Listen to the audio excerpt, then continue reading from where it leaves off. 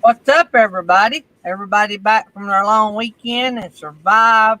We had a beautiful weekend here in North Alabama. I mean, amazing. And got up this morning and it was chilly outside. So Wow. we didn't have the weather change like Denver did. I think Denver had 100 degrees yesterday and it's snowing today. Yeah, we're supposed to be cooler tomorrow. It's supposed to be like, I think, close to 100 today or something, and then like 60 or 50 or something tomorrow. Yeah, it's coming, Felix, because it's Yeah, here today. I mean here too in Texas. We can't wait to be cooler. Yeah, we're fitting to go through one. They're saying here this week highs in the high 70s, low 80s, lows in the 50s. So it's getting about perfect camping weather. Mm. So it looks like Artist on the Road was first in the house. Happy Place Camping, totally relaxed. Nettie's here. And Jerry Holly's in the house. Did I say Happy Place Camping? Happy Place Camping. Kenneth Oakes is here. Meemaw Matters. Shanna Craft. This is our autism garden. Chasing America. Meemaw Matters. Did I miss Chasing America? I don't think I've got down there yet. I may have. Shanna Craft. I missed Chasing America somewhere. There's Chasing America. Good deal. We got 14 already. We're waiting on our guest. Yeah, we'll figure something out. We've gotten real used to our guests having issues. So, but anyway, let's go ahead. Don't forget tonight we got Free for the Road that'll be on tonight's show. Tomorrow, Repurposed Adventures. Thursday, J. Charles Outdoors. Friday's Fun Day. Then Monday, Meemaw Matters. Tuesday, Handmade Blessings by D. Cobb. Tuesday night, Traveling Robert. You guys help us promote that. There's a thumbnail advertisement on that on the community tab if y'all want to share that out. And then Wednesday next week, This Adventures of Fox and Miles. Thursday, no show next Thursday. Not this coming Thursday, but next Thursday, the 17th. So next week will be a short week as far as guests. So next Thursday, the 17th, no show. And then Friday, Fun Day. So, oh, man. Anyway, so we got that going on. We, Jerry Holly, if y'all weren't here yesterday, bought a trailer, a future camper a cargo trailer conversion. Mm-hmm. Converted trailer to a camper yesterday on the show in the chat. So, and it is awesome. Yep, it is nice. So he is just a couple pieces away from being ready to hit the road in it. Other than the fact he's got to go 14 hours to pick it up. So, unless some of you live in South Carolina and it happen to be headed to Kansas, so. Or if you're headed to North Alabama, you can drop it off here and we'll hold it for him. Then that'll cut 4 hours off. So, but anyway, so Jerry is getting into the cargo conversion RV life. I guess that's what you would call it. What do y'all call that, Felix? Camper.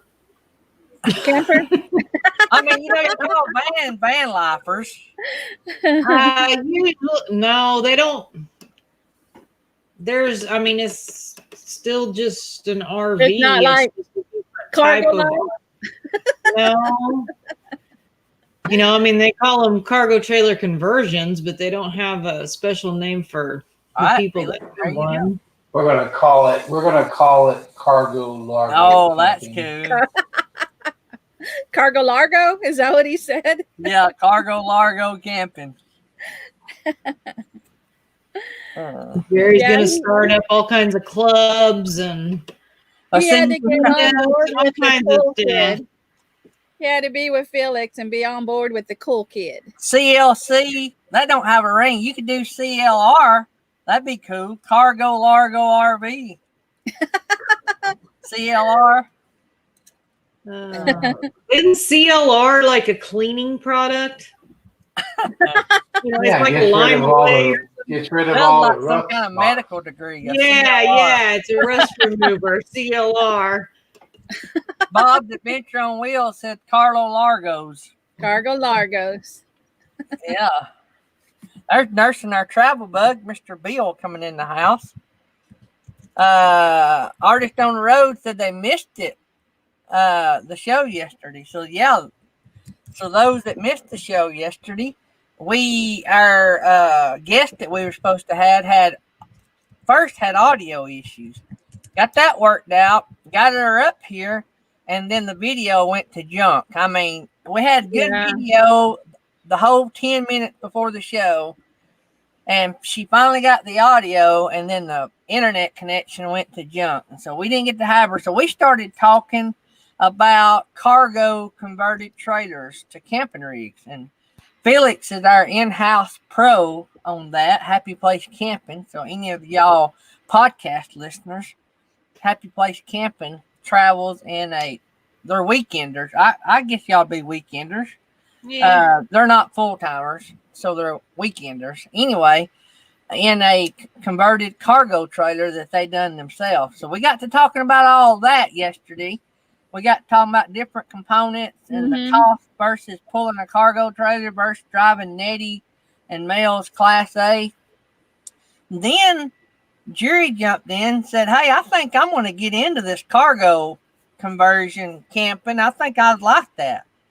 Well, he pops one up on the screen off the internet, and we're all drooling over it. And then a guy in the chat, what was the name of the channel? Dave, look at Jerry. Wandering Aces.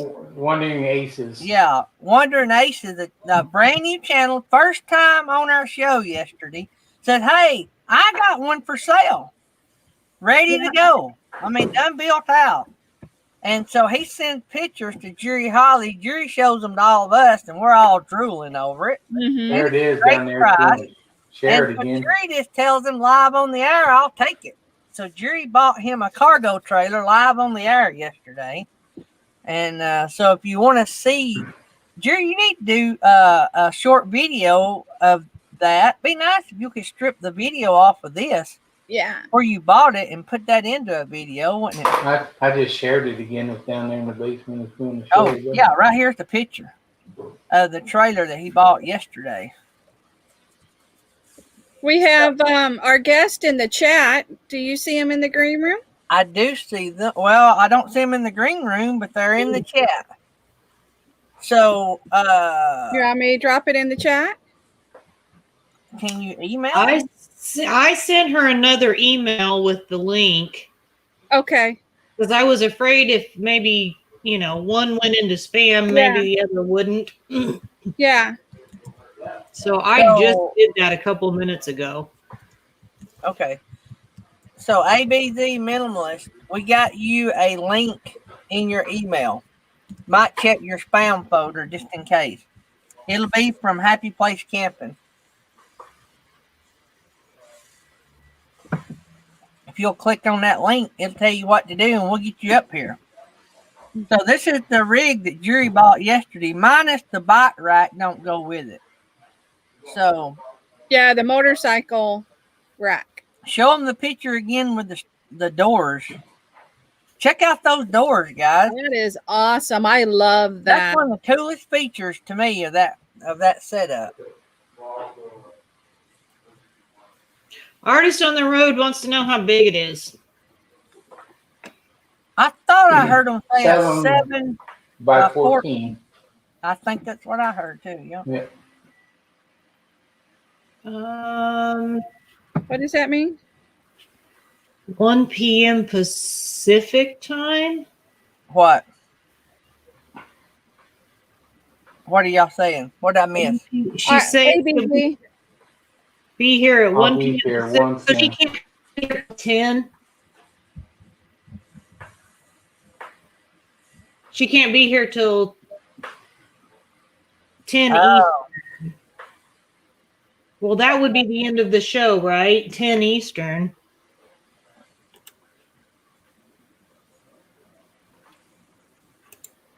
No, 10 Eastern. What time does your show end? Our show It's ends 8 to 10. No, at it's 11 Central, 12 Eastern. 10 to, yeah, okay. Sheesh. I'm confused. Yeah, it's 10 Eastern now. Yeah, so it's He's saying she'll be here at 1 Pacific time. I don't know what time that is. let me Google it. It's 3 hours. It's Be 3 hours. 3 hours different from us earlier. Oh, so that would be like Y'all are Central? 4 o'clock. Or Central, yeah. 4 o'clock No, Eastern. they're ahead, ain't they? Or are they behind? That would be 4 Eastern. All right, Bill put it in 4 p.m. Eastern. Yeah. No, the show is 10 a.m. Eastern. Yeah, they just a little mix up on the time there. Yeah. What we might have to do, ABZ Minimalist, we may have to work you in on a Tuesday night. We didn't realize the time difference was going. Well, we didn't realize we had a confusion with the time. So what we may have to do is reschedule you guys. It'll probably be sometime 1st of November, maybe into October on a Tuesday night. Unless you want to take my October's time booked. slot tonight, Gary, I've you got can a have show. I already got a show I got to do. No, I'm talking about my. He's Yeah. talking about his. I'm going to have to cancel mine because I have a city council meeting I have to go to But that tonight put me anyway. on the air 4 hours today. And what's different than any other day? Not really. Oh, But, I just kidding. Yeah, I'm going to have to cancel mine. but tonight anyway, we'll reschedule with you on that. We'll have to do you a Tuesday night. Sorry about that. So, I'm not buying another trailer today, so Eddie, you what? You're not Felix, buying another somebody's trailer? going to have to buy So, something. Tree, today you need to buy a truck. So today we got to talk. She truck said for she'll $3. get hey. She said she'll get ready and come in shortly. Yeah, she got Oh, good. confused. She got confused on the time. I hate the time zone thing. I really wish we didn't have that. I feel like the whole country should be on the same time. There you go. Me too. I don't care how dark it gets on the East Coast when it's Yeah. not on the West Coast. I think we should all be the same time. Yeah. No worries. So maybe No when worries, we ABC. email our guests, we should actually give them all 3 time zones. Yeah, that's what we need to That start way doing. they could understand, it wouldn't be no That'd be a bit- confusion. She'll be here in 15 minutes. 15 15 minutes. minutes. Ah, We got 2 hours thank yet. you. That's great of her. I'm sure she was really not ready. Yeah, that's what we'll start doing, Felix. I'll start. The only putting thing that is, in my- then some of the people in like Arizona, I wouldn't. That's another zone. So then you're looking at 5. But yeah. well, sometimes it is right. Because they don't do the daylight savings thing. So Texas Family Camping said there's 4 for the U.S. Yeah, and in Yeah. Arizona just doesn't change. But Arizona doesn't Now, do is it daylight all of savings, so Arizona? sometimes they're the same, sometimes they're not. There's different parts of Arizona, right? I don't know if I Arizona's thought doing Arizona was just dropped the Time daylight zones. savings time. Oh, there's RV SWAT. They're the ones that recommended the channel that came in, Jerry. They were with them Yeah. yesterday. Yeah, they were with them. Yeah, that's where they are, unless they've headed back. Yeah, they're actually, you saw their camper in that picture in the background. Shanna Craft. Shanna Craft said, in the meantime, Class C with no slides. Anyone out there got one for sale? I know. She wants one so bad. So, There's Mary and Becky. No, all of Arizona does not change for daylight savings. Okay. So they stay the same time all the time. That's something else they need to get rid of. They need to get rid of daylight yeah. savings. I think agree. that's Swapping stupid. time. There's no sense in it. And we have Wandering Aces Adventures. Billy. Yeah, And Brenda. buddy. There is where the trailer come from. So, Billy, got something that he wants to tell us, I guess. So he may have an update on the. Hang on, Jerry might need to leave.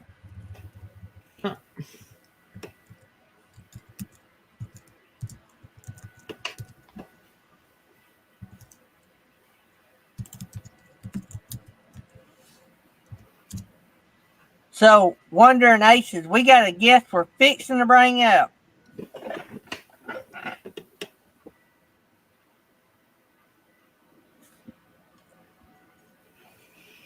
Yeah, normally we have guests, so we don't bring anybody up from the chat. Yeah, yesterday was kind of a weird deal. A special occasion. Yeah. There's Thomas Weaver. We are going to reschedule that guest from yesterday, though. I just got to get a date worked out with her. Yeah. And she thinks she got all of her technical things figured out. So Boom docking with Boomer.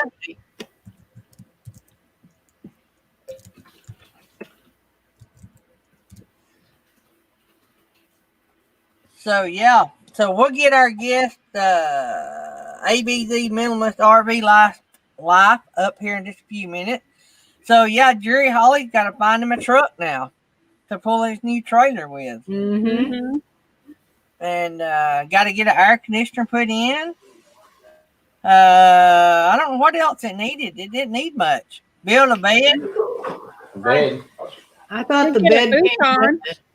Yeah, unless the bed comes with it, or you get a futon. Futon would work. I think that would be awesome because you can have a couch and then just bring it out. Yeah, I say I mean, that. you could even build your own, which might be better than, Yeah. you could build your own.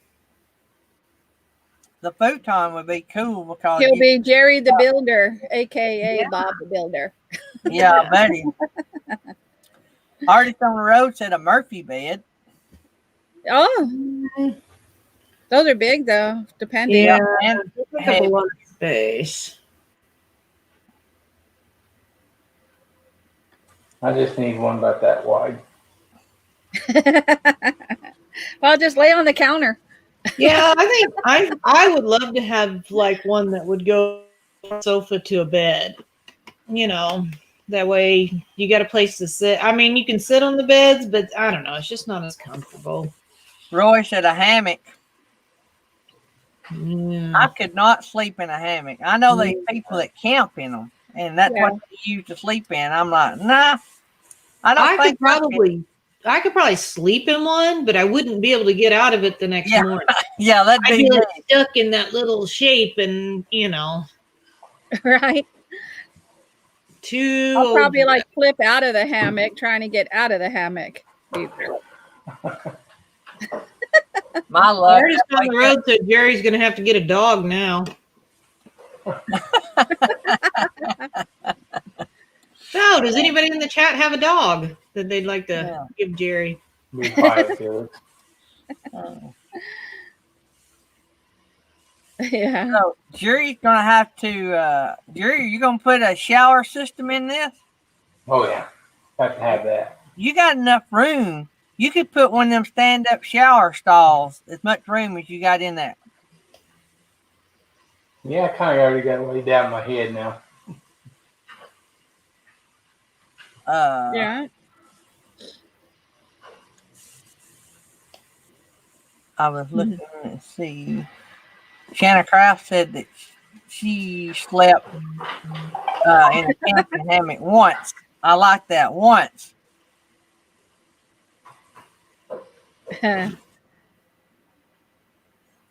Artist on the Road said, don't y'all think Jerry needs a dog? I think that's what y'all just said.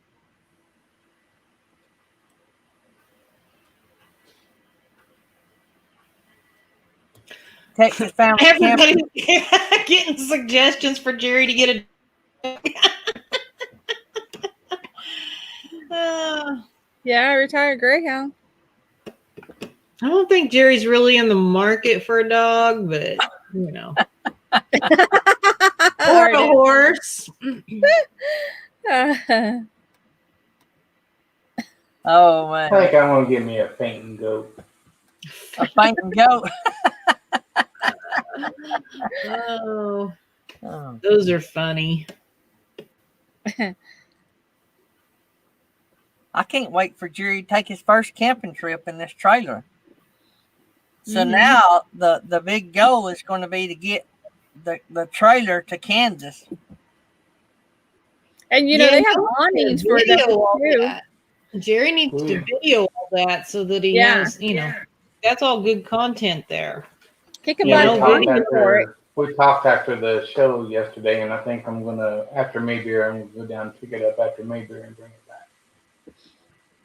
Now, Jerry, you can buy an awning for those too. I've seen them on those Yeah. Taco trailers. Yeah. Yeah, we need to get one. We haven't done it yet. That's kind of a must, I think, because I sit outside more than I Yeah. sit inside. Put your Blackstone under it. Mm-hmm. Chairs. So for the podcast people, we are waiting on our guests. So She said about 15 minutes, Yeah. so she'll probably be Yeah. here just about any time. yeah, buddy. Poor So girl probably had to, fix her hair or something. She Yep. might have still been in her PJs. I don't know. so we got 26 in the house. Good deal. Good deal. So Jerry, what kind of truck are you looking for? Oh, Well, the last time he was talking about a Ford. Yeah, he's a Ford guy. He's crazy that way. is that his new phone? Yeah. Now I gotta figure this out again. Yeah. I don't know. You don't. Well, Whatever you just threw on my desk. That's what granddaughters are for. Oh, an S10. Is that yeah. Yeah. Whatever Wow. that means. Fancy? That's okay. I got a guy here in my office. It's a phone guy, so he's probably gonna get something to do here pretty quick. He's gonna be. It's all about delegation, right? Yeah. All right. So here is our guest. I'm picking up. Hey. Oh, good morning. Hey, how are you? Morning.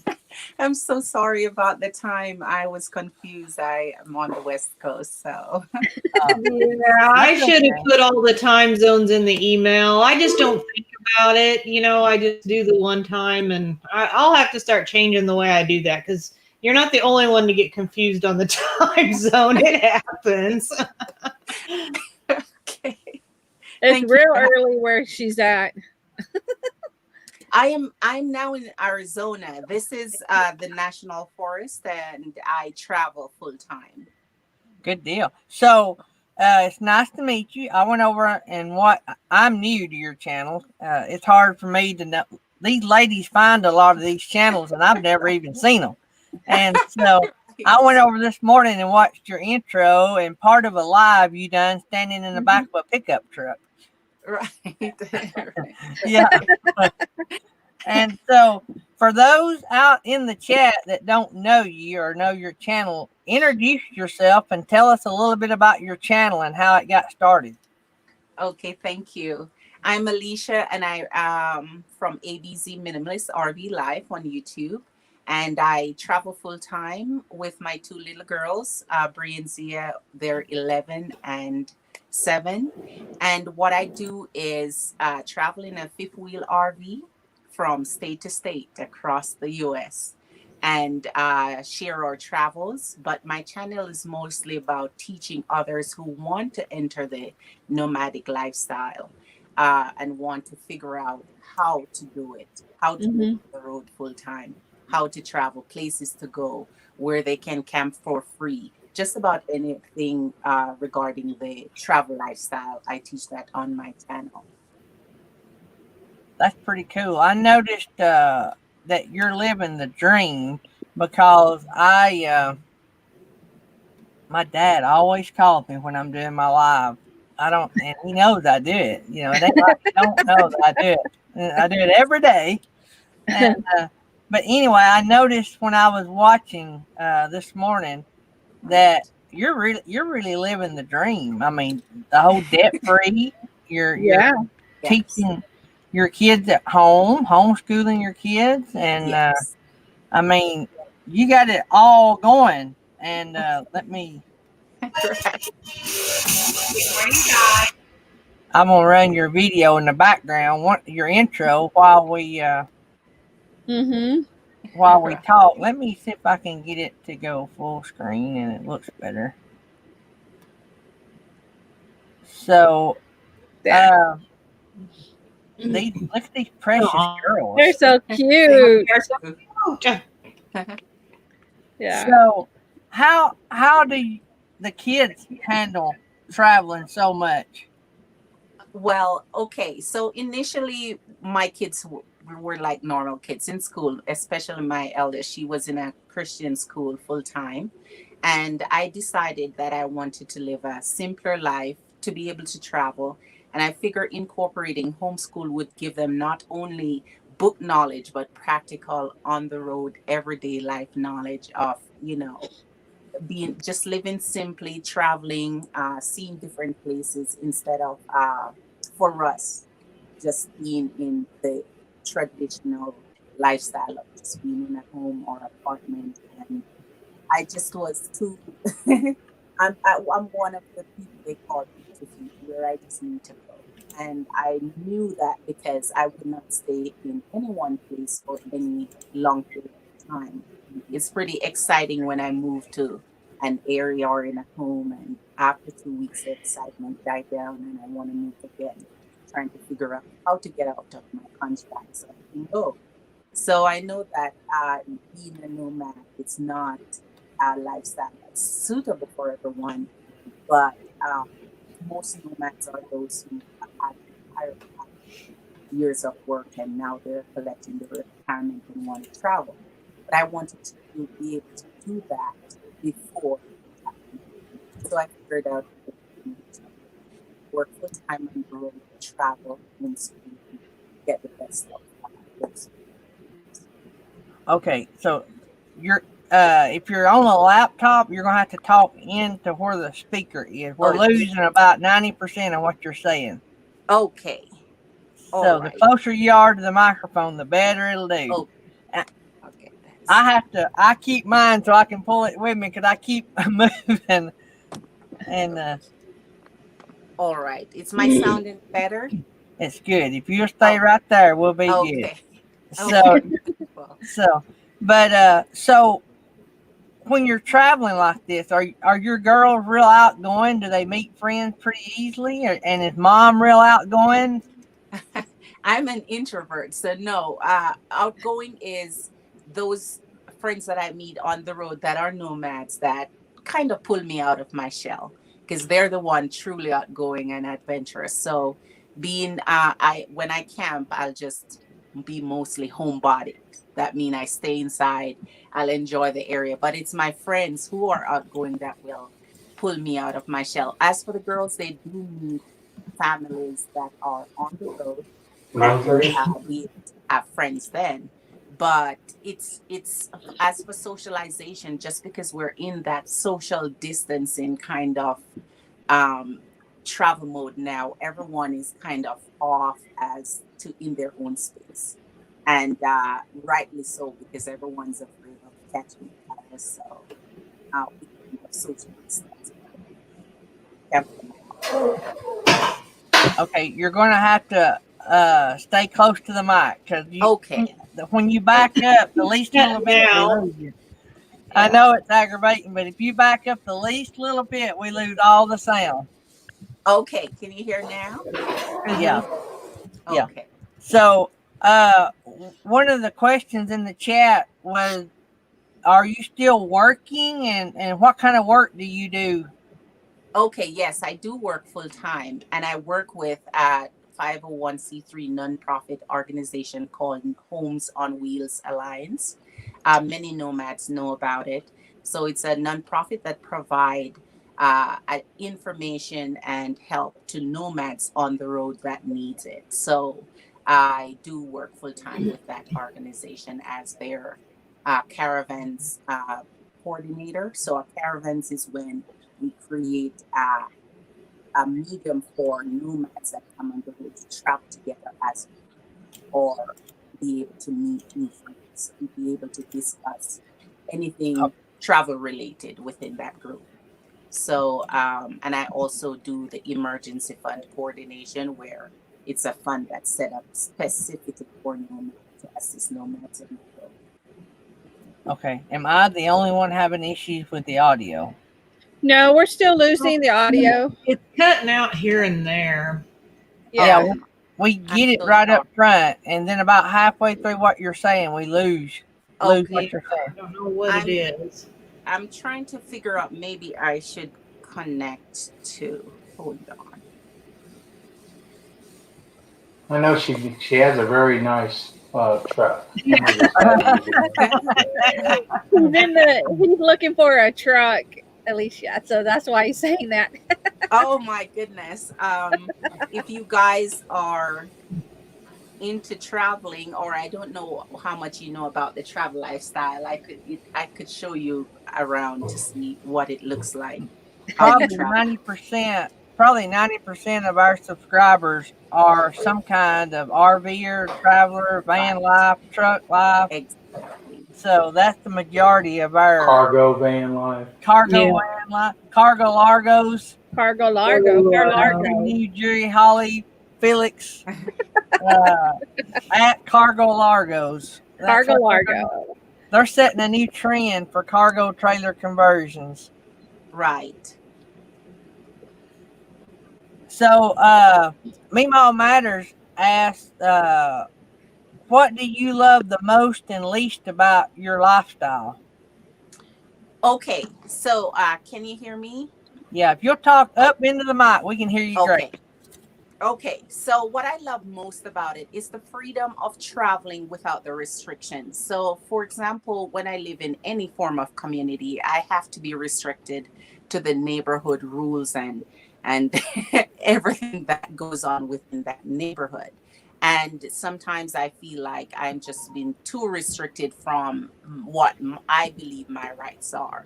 So, being able to travel, you can pick up and go anywhere at any time that you feel you want to be. If I'm traveling in this area and I feel like I don't need to be here or don't like the area, I can just turn the engine, and I'm gone somewhere else. So the freedom of moving from place to place and being able to see different places, visit monuments, visit beaches or parks or just about the Grand Canyon, just those things that we have on our bucket list for later on in life.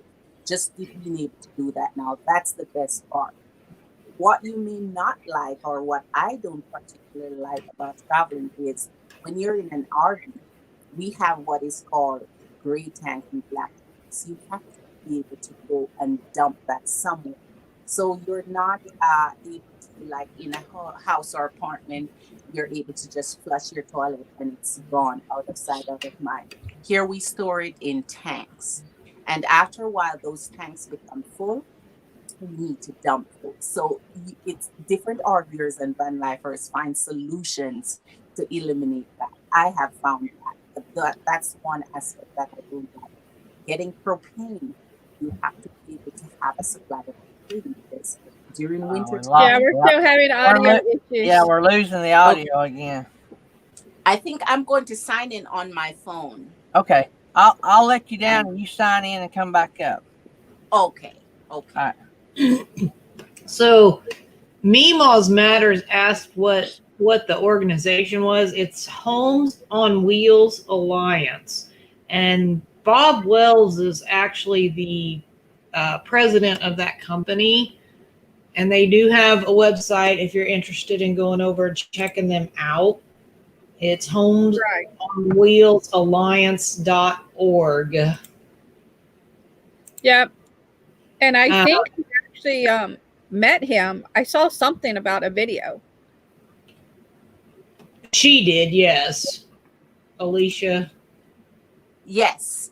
And also, if you go to the team and you scroll down to the bottom, you'll see myself and the team that are under our team there. Now, are you on your phone now? No, I'm still signing in because it's requiring a whole new sign in Yeah. here. Oh,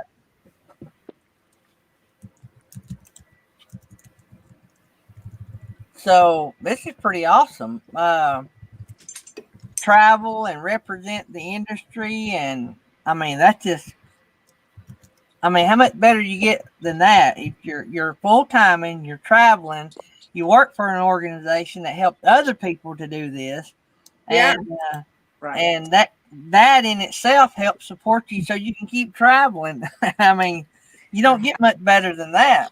That's living the dream. Living the dream. I think that was my comment on her video, living the dream.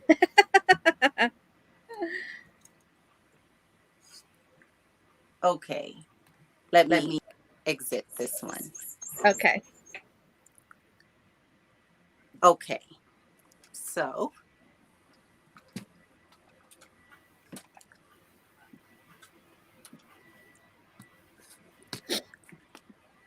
I'm so sorry, guys. I should have been better prepared. Is my Oh, you're microphone any fine. better? It sounds good. sounds pretty clear. Can you guys hear me? Yep. Yes. Can you hear us? Whoops. We just fell off the table. That ain't the first time we've been dropped. Is my microphone any better? Oh yeah. I don't think she's hearing us. How about now? Sounds great. Sounds Okay. good. Okay. Can you hear us? Yes. Oh, Sorry, okay. I can. I was starting to wonder. Yeah. Okay. Okay. I think we're good then. Right. So you work for the nonprofit. So, do you guys? I mean, I'm sure since you're full time with that nonprofit, y'all have a lot of people that interact with that agency. So, is that a growing? Do you see more people getting involved? Yes, in fact, yes. The nomadic lifestyle is one that has been growing over time, especially with Bob Wells. He is the guru, the godfather of the nomadic lifestyle. He started this entire thing from scratch. And now it's spread all over the world where you see people living in van life and car and different vehicles that they live and travel in, RVs. And so with his influence and his followers, if you check out his channel, is over 400 and I don't even It's big. remember. Yeah. 500,000. Yeah. He's Right. getting up there. So with his influence and reach, there are a lot of people who are in this time and age being evicted or finding themselves being forced into living in a vehicle. So some of them is not by choice, but make it their choice once they understand that there's a whole lifestyle out there for them to join and where like-minded people travel together and they can learn that way. So I do think it's growing. The nomadic lifestyle is growing. I find it when I watch Bob's channel. I find it amazing how he tells people the simplest ways of doing things, and Yes. and I guess that's a lot of your education with the nonprofit is educating people. It don't take $1 million rig to live full time. It don't take $100,000 rig to live full time. Absolutely. Absolutely. You and your daughters, y'all live in a fifth wheel, right? Fifth wheel travel Yes. trailer, yeah. Yes. And for those that don't know, that's not been to her channel, she raises 2 daughters in this fifth wheel, and Yeah. they travel. And Solo. if you've seen any of her videos, them girls is always hyper and ready to go. So they're getting plenty of sleep. That's for sure. They How do are you- sleeping right now as we speak. How does mom keep them contained Well, and that's the beauty about travel. You don't have to be contained because, as I said, I can go outside and show you around. The world itself becomes our backyard. The Right. freedom that's there, it's not how you're in a confined space where I have to remain within the confines of my fences of my home or within the boundaries of whatever apartment I'm in.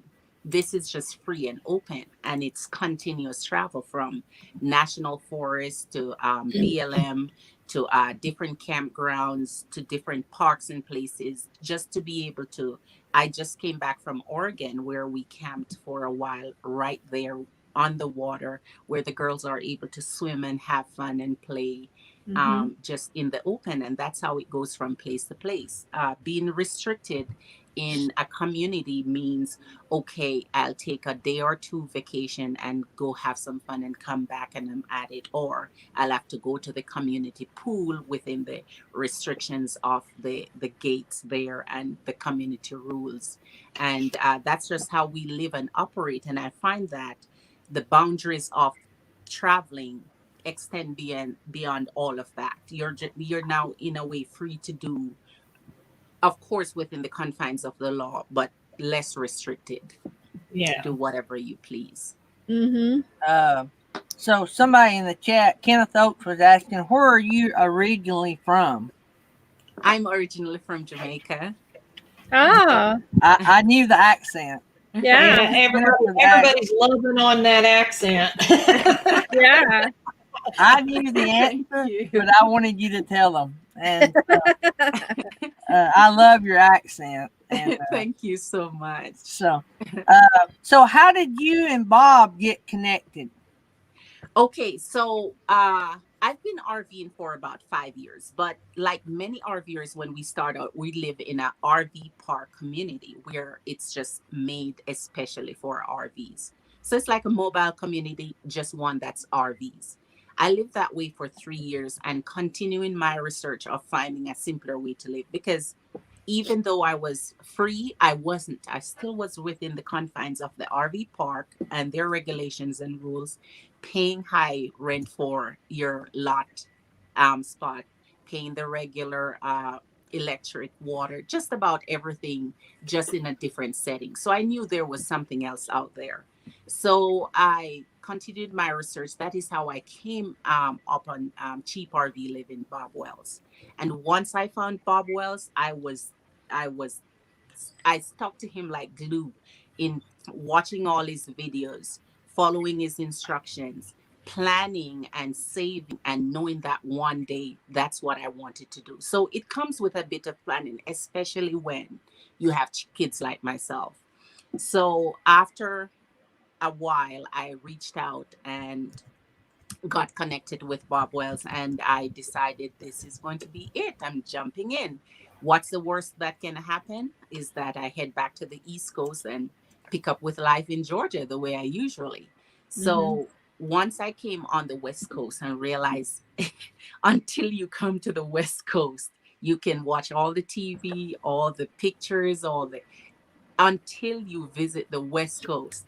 It is a world into you can first of all, it's like you're not even in the US itself. It's that different. The major Right. difference between the East and West is like day and night. So I was hooked. I it felt like home because of the mountains, for example, and we have a lot of mountains and tree on our island of Jamaica. So it felt a lot like home. So I knew that it was just figuring out how to meet with the community, how to get acclimated to the community, find some friends who can be a guideline of how to do it. And once that happened, that is how I got involved. And then over time, which is this is about 2 years ago, then I started finding that hey, my savings, I'm going to deplete that. So I need to start working full time if I'm going to be able to sustain living on the road and traveling. And so there was where my full time work on the road came in. So, Wow, that's amazing. Yeah. So Yeah. Her you, last video, Gary, I really enjoyed talking when she did her live. she was asking the chat or anybody that actually would watch it later, what can she do to help them live this lifestyle, answer any kind of questions to be nomadic, and why are they not living the lifestyle? What is preventing them to live the lifestyle? So that was a great, great live you did. Thank you. Mhm. Thank you. And I got a lot of feedback as to what others' drawbacks and concern were. And so I'm Mhm. able to address it that way. So, you, so as far as from the states, you started in Georgia? Right.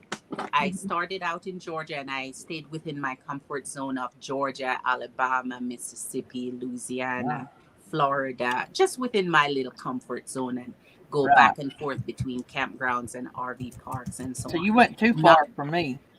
right. Still Yeah. We're North Alabama, DeSoto So State you- Park, Fort Payne. You may have camped at DeSoto State Park.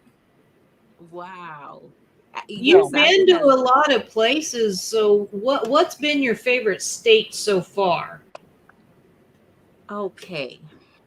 It has to be hands down between Arizona and Nevada, but I'll give it to Arizona. Uh, it has to be Arizona overall. Mhm. Right. It's great. It's different. And with the Grand Canyon here, I've been there twice. It's just amazing. And with the many other um, places that you can visit, and just the landscape here.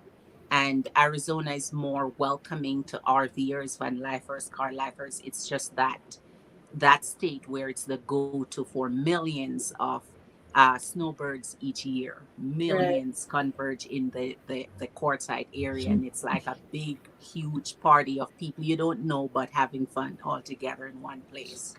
So, and Bob put on what is called an RTR, and it's a rubber tramp rendezvous where thousands upon thousands of RVers gather and Yeah. just learn this lifestyle. Yep, Mhm. Nettie's going to be there. Nettie's coming to the Ah. RTR this year.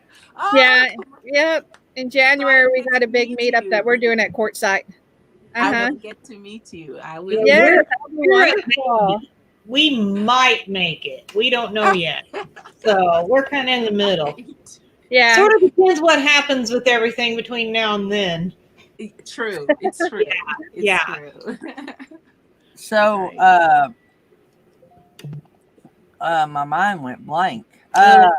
So have you had any major breakdowns since you've been out on your own?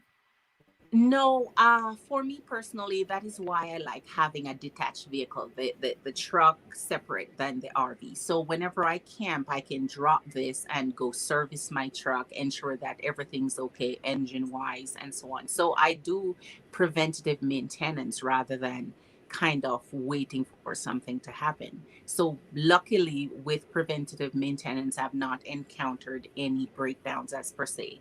I have had to change brakes and tires because usually the desert floor is a little bit more rough than the road terrain. So I had to like change to 10 pliers, more durable tire that can deal with off-road conditions. And I've had to just do things that are recommended for the mileage for the vehicle.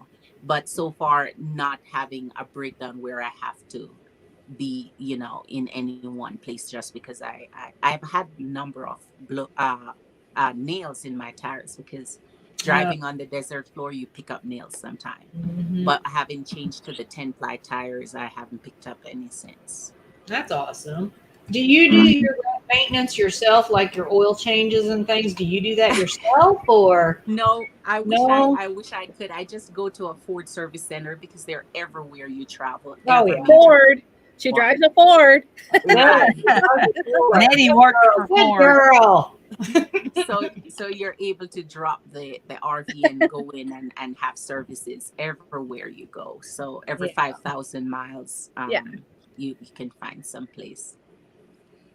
Yep, Miss Nettie works for Ford. Yeah. Oh my gosh, she does. For 2 more weeks. Yeah, retiring. Yeah, we're actually going to hit the road full time. We've been in our rig for 4 years, and then we're hitting the road full time. This is my husband's last week, so we're Wow. looking forward to it. We can't wait to live the lifestyle Congratulations. on the road. Hmm. Lori Hackett just walked in the door. Hey, Lori, Good morning. the RV DJ. I know I missed some of you guys, but I try to catch some of y'all come in the door. Castle Hives come in the door. Linda Barker, My Backyard Science.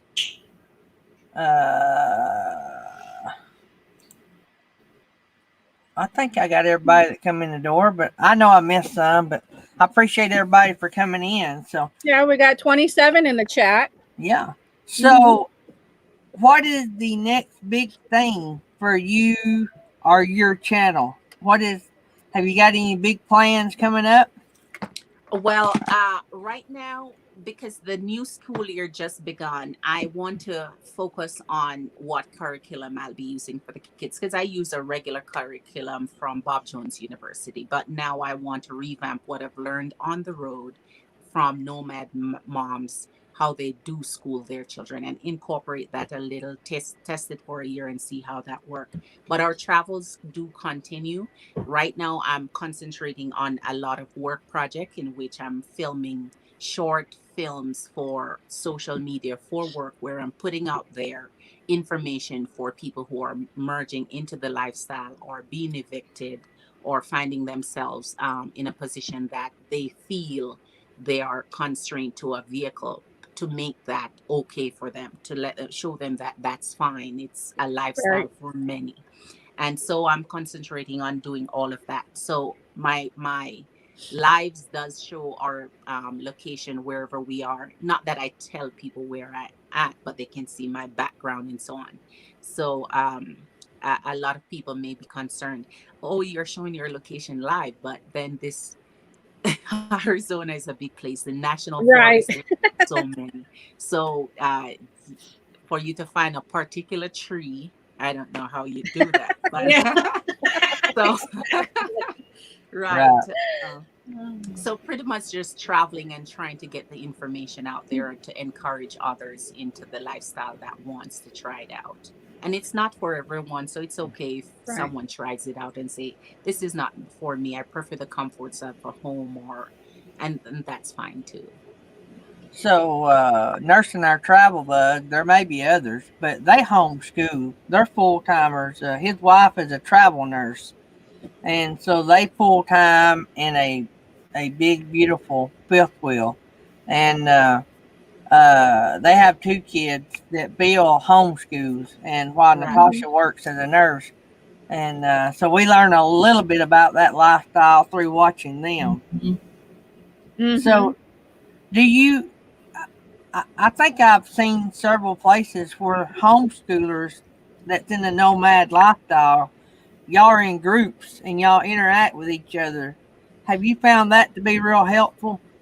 Yes, I run what is called the caravans. And what that is a group of people getting together saying, hey, I want to travel together in companies. So there's not everyone who comes on the road like traveling solo. And they learn over time that traveling solo is really best, because after a while they become used to going from place to place and like, okay, I want my own privacy and space. But to begin with, they want to be in the comfort and security and safety of a group. And that is why we do what is called caravans. Unfortunately, because of the current situation and social distances, we've canceled all the face-to-face caravans until, things calm down a little bit more. And we do what is called virtual caravans, which is a setting like this just through Zoom rather Hmm. than Streamlab. And what we do is converge and everyone come in. We have a meetup group called the Caravans. They RSVP there, and then we come in and teach, socialize, connect, meet each other, and get to know each other better. And so we call those the virtual caravans since it's Hmm. online. And people join us from all over the US. People who wants to travel and they're learning, people who are already nomad on the road, people who are transitioning. So we have a quite a number of people that join us through that medium. Man, that's amazing. Yeah. I could see if, of course, me and my wife, we have grown kids. Well, one's still in college, but basically grown, Mhm. and so we don't have to do the schooling thing. But I could see if we were full time and with kids, I think while my kids were in school, I would want to be around a group of people. Right. But I think once my kids got out, I might not want to be. I might want to be Yeah.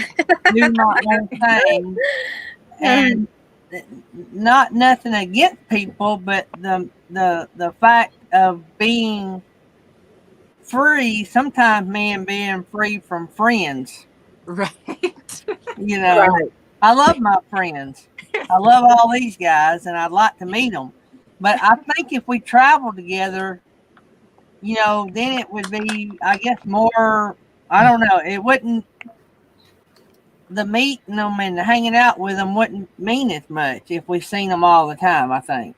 Right. Because everybody sees life different.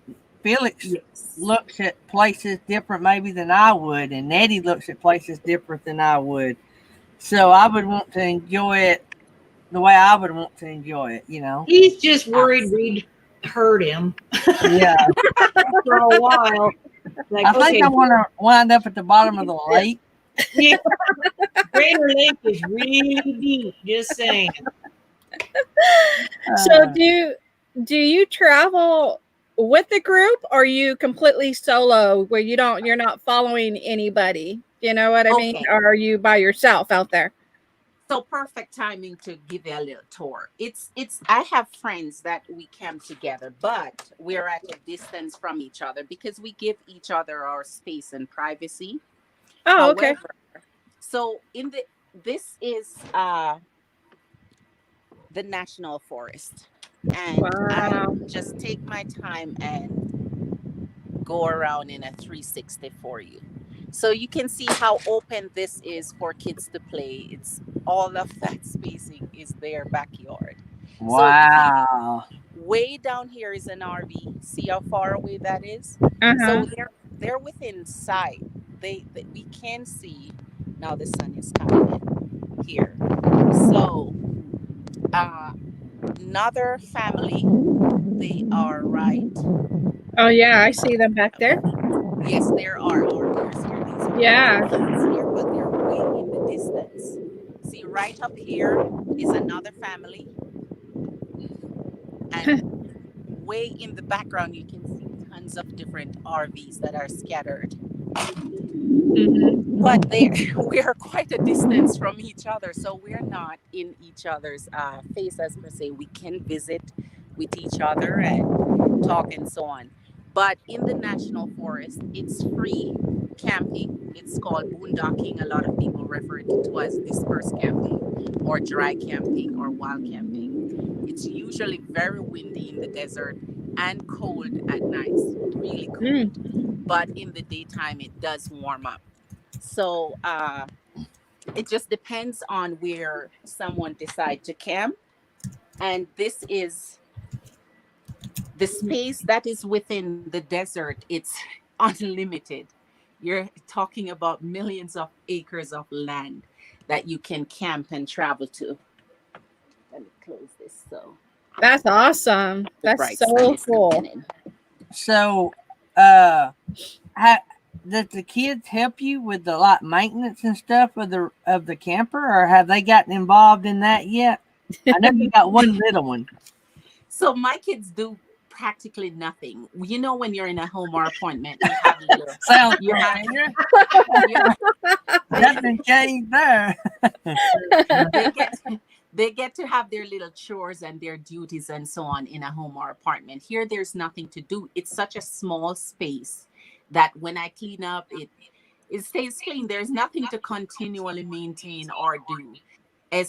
They just get to do school, have their iPad time where they get online with their friends, and modern kids are something, they'll be even in a space with their friends and yet they're online anyway. So it's just a Yeah. different type of socializing, and they get to play outdoors and travel. So chores wise, there's very little for them to do. I bet they like the idea of meeting. I mean, I bet their friend list has really grown since y'all been traveling. Yes. Yes, their ability to conversate with adults are really increased, because that's most of who they meet and interact with. And our friends and nomads are just so friendly. Oh my gosh, I've lived in communities before where I don't even know my next door neighbor. Here in the nomad community is different. We look out for each other. There's a sense of community. There's just this Mm-hmm. kindness and knowing that we're trying to live our freest life. And so because of that, we're just great with each other, and friendly and kind and warm and welcoming. It's just a different environment than when you live in a community. So, what would be, I guess, what would be a young mom come to you and said, "Hey, I've got 2 kids, and I think I want to go full time." Right. And everybody in my family thinks I've lost my mind, and my husband wants to take my kids, and all of this. What advice do you give that person? Well, first, they'll have to be planning about what they're going to do. Because sometimes what you see on YouTube about someone's life and how they're living and having fun and so on, they're only giving you a snippet of their life in a day. Yeah. This is not, this is now your real full-time life. So it's not all full fun and travel and adventure. There's a lot of quiet and peace and downtime and just figuring out and planning what you're going to do next, where you're going to go next, what's your next move. So if a single mom is coming out with her kids, she has to really have a good idea and a real good plan strategy of how she's going to live, how she's going to maintain her lifestyle and her kids on the road. Is she still of working age where she's going to be working full time or seasonally or part time? Where does she need to travel to be able to have that seasonal or part time work readily Mm-hmm. accessible and available to her? So there's a lot of planning, family planning, where dad has to be on board with you taking the kids out of state and traveling from state to state. You have to ensure that the legality part of custody and all of that is smooth out before you hit the road, because then you'll be hitting stumbling block after stumbling back, and then finding that you're not enjoying the lifestyle because of inadequate planning and not having a strategy out there. So coming out here, it's free and all, but you have to be able to monetarily sustain yourself on the road. You have to know where you're going. You have to ensure that you have safety techniques in mind and plan, and know what group you're going to be around or get your information from or get your socialization with. So it's a lot other than just jumping in your vehicle and hitting the road. Yeah, Yeah. really, the only difference is you're Right. just in a different place more often. And Exactly. you're living in a different home. You still have a home. It's just a matter of Right. what your home looks like. You still Right. have bills. You still got to buy gas. You got to Yes. heat it. You got to cool it. Got to have money to travel, which is buying Right. fuel. Right. And I think a lot of people, like you say, they watch so much YouTube, they get lost in the fact they think all the bills go away. The bills don't go away. No, Mm-mm. Yeah. no. There's They think probably time it's for the really bills to get even more. free Right. living. That's what they think. Exactly. It's just a They different kind of bills that you have then. So you got rid of the rent and the mortgage, but now you have to make sure you have gas. You're planning, you're having roadside assistance, you're having your insurance on your RV or whatever vehicle you're traveling in. So there's a whole lot more, making sure you have your food, and we become minimalists on the road, so we need less and want less, Right. and but then there are certain things that you have to have. propane or whatever it is to sustain and maintain your travel lifestyle, especially when it comes to different seasons, from summer to, winter Yeah. and all of that. If you live on free land and if you can't handle the heat, you got to buy gas for a generator, or you got to spend Right. $10,000 on a solar system, or you got, Exactly. there's Exactly. Yeah. trade My offs for that system. lifestyle. Now, do And you Right. have solar on your rig? Yes, my solar system are two bottle-borne lithium batteries that are Mm. 100 amp hour each, so a total of 200 amp hour with 610 watts of solar Oh, great. panel. So my solar system, for example, if you're going to have a setup like that, you're looking at your initial investment of about 6,000 plus. There Hmm. are those who do bigger investments and then smaller ones, and those who do portable ones, less inexpensive ones. It just depends on what suits you and your needs and how you plan on traveling and the things you plan on running. So a lot of people think they can come and run Hmm. all their household appliances Hmm. and TV and AC and fridge and just like in an apartment, but that's not the case. Your ability to run your appliances depend on what solar system you're able to invest in. yeah, yeah, and that's got to be worked out. I mean, I know Right, there's a lot of people that jump into the nomad life, but right. you have to, if you don't have a plan, you'll wind up homeless in the nomad life Yeah. because, It's I funny how mean, you said that. really, you can get to the point that you don't have anything if you don't prepare. Yeah. Right. Right. And when we stay on boondocking and dispersed camping, legally you can only stay 14 days. So Right. you have to consider that every 14 days you're moving your home to somewhere else Mm-hmm. to stay within legal boundaries, or else um the rangers will come and ask you to leave, because some people do overextend their stay and like, "Ah, I'm not Yeah. moving this much. I'm fine here," or they like the place so much they want to be able to get it in all they can. But other people have to be able to come and enjoy that space. And campers travel from space to space. So if only one set of campers are taking up a particular space on a land, others won't get the benefit of enjoying it and exploring. So Right. you have 14 Yeah. days limit to stay in Now, any do one you have a place. generator as well? No, I don't need a generator just because my solar it's adequate for me, and Hmm. I just live in a way where I just need less and I use less. So I Yeah. don't need a generator. If if there's a time when there's not a lot of sun to charge my battery bank, what I do is you have a plug that you can plug into the back of your truck and start your engine, and it's like driving, and that charges it up for you. Oh, okay. Right. So you don't run your air. No, my air conditioner has not seen its. Let me see if you can see that. My air conditioner has not been turned on for, I would say, about a year and a half or two Oh, now. wow. Right.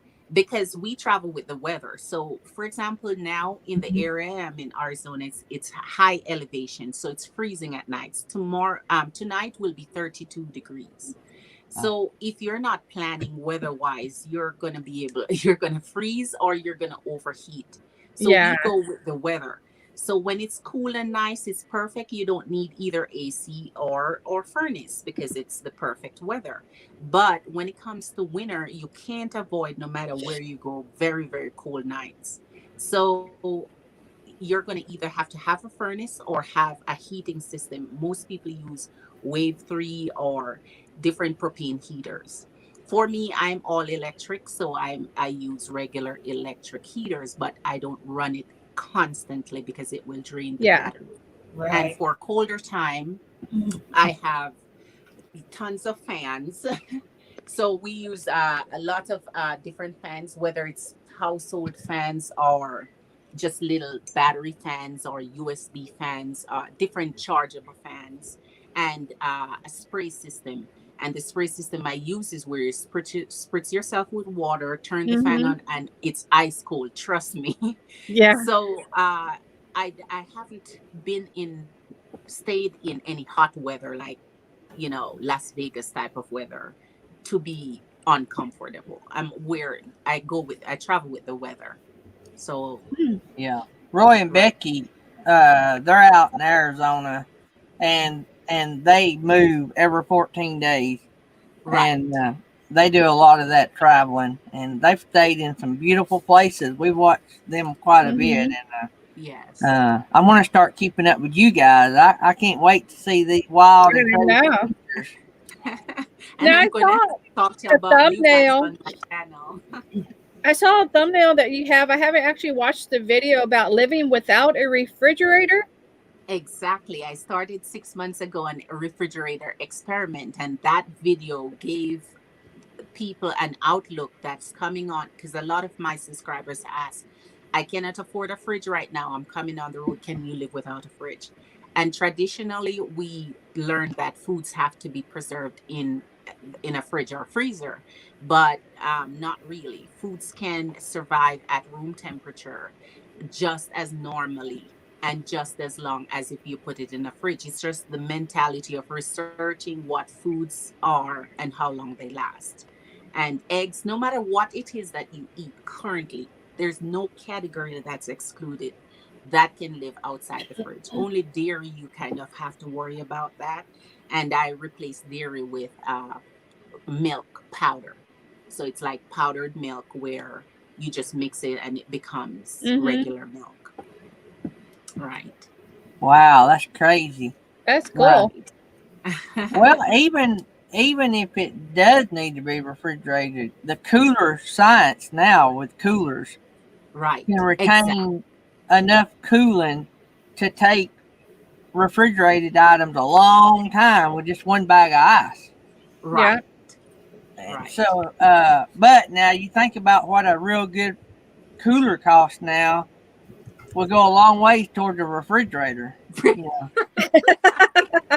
I've Not got a just cooler as out that we expensive. used. I paid a lot of money for that little jewel.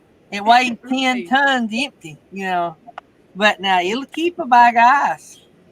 Right. But that was one of your neighbors. Right. Wow, that's just amazing. Yeah. So you're talking about living minimal, and you say you have two batteries and a Right. 600-watt solar panels. So Right. did you install that yourself, or did you hire that done? So no, my batteries, what I did was under my under my sink. Let me show you here. Hopefully you can see it. Um, let me see if I get a light under here. Under Oh my yeah. sink, I installed two Battleborn lithium batteries, and what they do, and then I have the blue. It's called the Victron Energy. So Yeah. everything under here, the MPP3 controller and everything else, it had to be professionally installed. So Bob on his channel recommend a number of different companies that does solar installation. And if you go to that company, they can plan your system for you depending on what you want to run and set it up for you. So I got it professionally done. And there are nomads on the road that does solar installations. Right. I Oh, think the cool. dry campers are one of the channels they do. And I think Roy and Becky was telling me there's a place out in Arizona. Is it called Sun? Yes, Arizona Wind and Sun. Yes. Oh, okay. Northern Arizona Wind You and hear their Sun. They're name, they should right be in doing a mine. booming business because you hear their name on a lot of YouTube channels. Mm-hmm. That's where I did mine. So yes, and Bob recommends that company also. Wow, that's amazing. So Right. you're right. If you're not using a refrigerator or air, you got more than enough power, then, don't you? Yes, more than enough power, but the refrigerator is dual, so it runs with electricity or propane. So I wanted to eliminate propane too, or at least save my propane for wintertime on really cold nights where I Right. can't avoid using the furnace. So instead of finding a place to refill it with propane, frequently. I just always am thinking about ways that I can simplify and get rid of more. And since I'm all electric, I just decide, well, whatever can't run with electricity, just gonna have to just be undone. Right. Yeah. Right. Because when you invest in a system, you want to get all you can out of that system. Yes. So, Mhm. So I don't think I've ever asked this question, and you may know the answer. How long does those batteries? What is the life of one of those battle-born batteries? 10 years, you have 10 10 years years. warranty on them. So when you do invest in it, it's a great investment, because and then it does not need service and maintenance like AGM batteries or acid lead batteries and all of that. It's just there, you forget about it. You can drain those battery down to very very low, 20% or less of its life, and it just charges right back up. So if you're not having sunny days for a number of days, and you don't have to worry about whether you're going to damage your batteries or not. So, and it has a lot of recycling cycle life. So Yeah. So, they're the best on the market so far too, Mhm. when oh it yeah, comes to Yeah. investing in Battleborn. something Yeah. long term. that's another name we hear a lot of. Mm-hmm. Right. Yeah. Um, let me see here. So you're looking at $50 a month. We was going back to expenses a while ago, Right. and so I broke down the $6,000 over 10 years, and that's $50 a month. Which And there's no electric bill I've ever paid that low. right, so Right. but not it's not, and that's where people get messed up. They say, "Well, you're no electric, but you're $50 a month." That's not the point. The point is you're not confined to a plug-in. Right. That's the point. Exactly. I Yeah, agree. That is the way to look at it. I agree. it makes pulling off into a truck stop or wherever to sleep. Yes. That's free camping. You got your money Right. worth right there. That one night in a truck stop, and you paid your month for your solar. Mm-hmm. It's true. Not It's hardly, but true. close. Yeah, but yeah, It's true. if you're going to travel, if me and Tammy was doing this full time, it'd be a no brainer. We'd have solar because it would actually pay for itself quickly. Right. Uh, I don't know what a camping spot, a paid camping spot cost out west. Right. They're not too expensive here in Alabama, Mm-hmm. $35 maybe. But Right. out west, I'm sure everything's more expensive. So, Yeah. Yeah, because it depends on where you camp and how touristy it is. If it attracts and draw a lot of tourists, you're gonna pay. Like I went to the Grand Canyon, and a slice of pizza is like $20. How is that even possible? But yeah, anyway, so it depends. The more tourists it attracts, the more expensive it's going to be. So when you camp, you want to make sure you're camping at a campground that is way out in the country area that just charge you $20 or so. But to me, $20 per night is still a lot when it Mm-hmm. comes to saving on a monthly basis. So Right. I will never ever again pay for campgrounds and RV resorts. Never ever. As a matter of fact, I wish if I could get away to refund for all those years I spent in yeah. an RV park, knowing that you can camp for free wherever you go. So your only problem is having to pay to dump and pay to buy water. Right, and I don't dump anymore, because if you follow Bob Wells, there are other alternative methods. A lot of people are using composting toilets, and Mm-hmm. just a myriad of different ways to eliminate different things. So once you get into the lifestyle, you start realizing, oh, I don't have to do this, or oh, I don't have to pay for that. Oh, you meet friends that are telling you, oh, try this or do it this way, and you're finding your life becoming simpler and simpler and spending less and less. And the less you spend is the more likely you are to stay on the road and travel, Yeah. because you It just gets to have be a that less to competition, don't it? It gets to be a exactly. competition. I can see me. My wife would have me divorced. Like year two, we'd be, like not eating. Like Now We we have really would solar on though. our rig, We have 600 watts also that my Wow. husband installed, but we don't have the Batterborn. We have 5 AGM Right. batteries. So Right. we're going to see how that does, if we're going to switch over to Batterborn. But those are supposed to Right. be like right below the Batterborn. Well, the thing is, that will last you a long time too, Yeah. Nelly. So you don't even have to worry about changing that for a while. Right. So They're the you gel batteries. exactly. So, and not only that, you have a hubby who understands the batteries and able to maintain it and service it. A lot of people install things and don't have any idea how to maintain it, service it, and keep it up. Like Mhm. myself, I just didn't want to have to handle that. Yeah. But men are more, inclined to do stuff like that. So you have a hubby, that's the best way to go, because then he knows what to do to keep that Mhm. running. And yeah, so Me and my wife is looking at a different setup. We don't know exactly what we're going to do. We're going to have to live in ours until we buy another home. We're going to right. stay sticks and bricks because we have businesses we're still running. And we got future grandkids maybe one of these days. I want to spoil rotten. So we're going to probably always be weekenders. Now, we may Right. be full-timers until we get another home. We got our home for sale. So we may Right. live in ours. But after we get another home, we're going to downsize our rig. I'm already competing with myself to see how small I can get my wife to move in. Or not move in, but to travel in. She has done let me know that truck camping is out. But we're looking at other things. Right. Mhm. But a compost toilet is at the top of my list as far as, because I want to be able to travel, pull off on the side of the road, stay the night, not have to worry about a hookup. And then Right. maybe if you just got to have a shower every few days, if the little Right. shower that I have in the rig don't work, Right.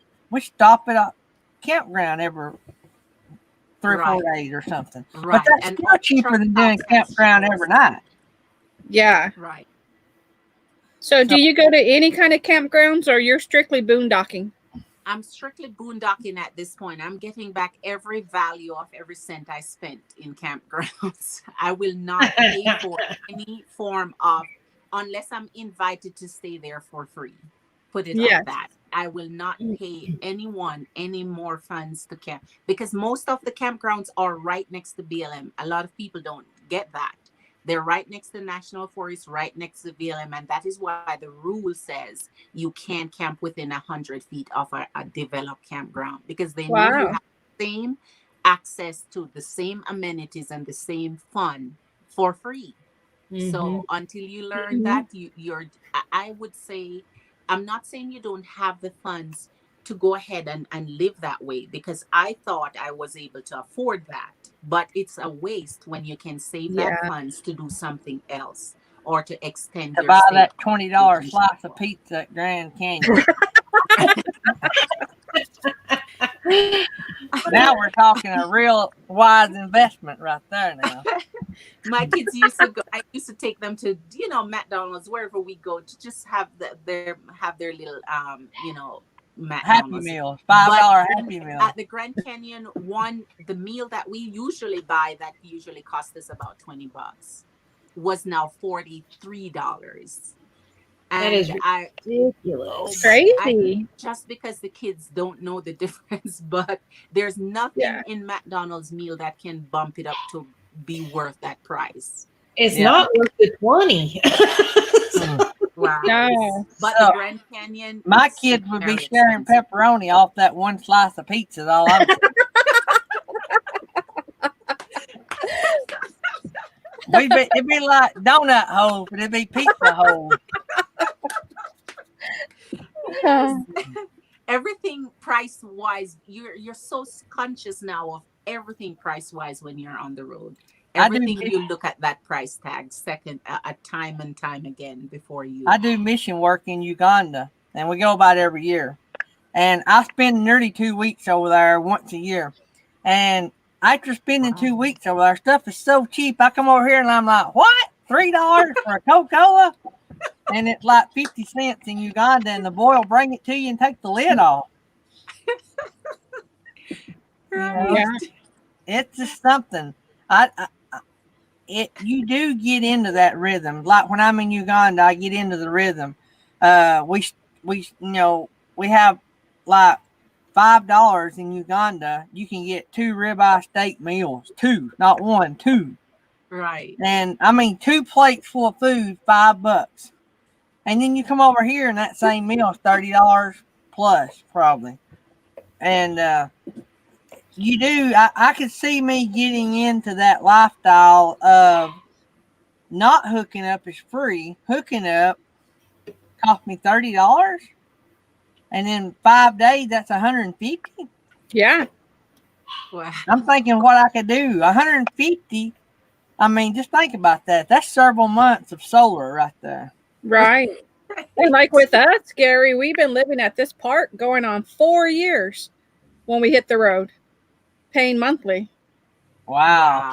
So that's a lot of money right there that we could have used elsewhere. Bought our Battleborn.